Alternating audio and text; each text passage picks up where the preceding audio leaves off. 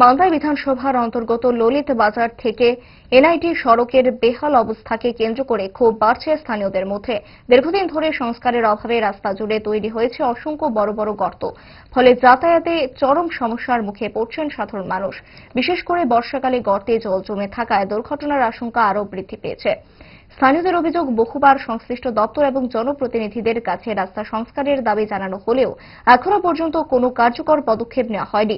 উল্লেখ্য, এই রাস্তা দিয়ে প্রতিদিন বহু মানুষের যাতায়াত রয়েছে। তাই জনদুর্ভোগের কথা বিবেচনা করে দ্রুত রাস্তা সংস্কারের উদ্যোগ নেওয়ার দাবি জানিয়েছেন এলাকাবাসী।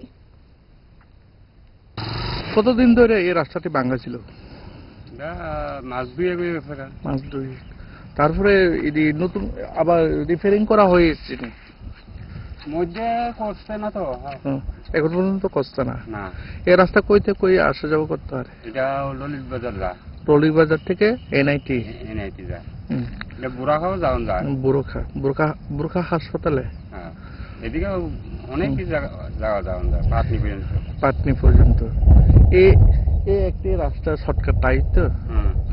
তারপরে আপনি বর্তমানে সরকারকে কি বলবেন? এই রাস্তাটি ভাঙা দীর্ঘদিন ধরে, এই বিষয়টা নিয়ে কি বলবেন? সরকার কি বলবো কো, করবো কো।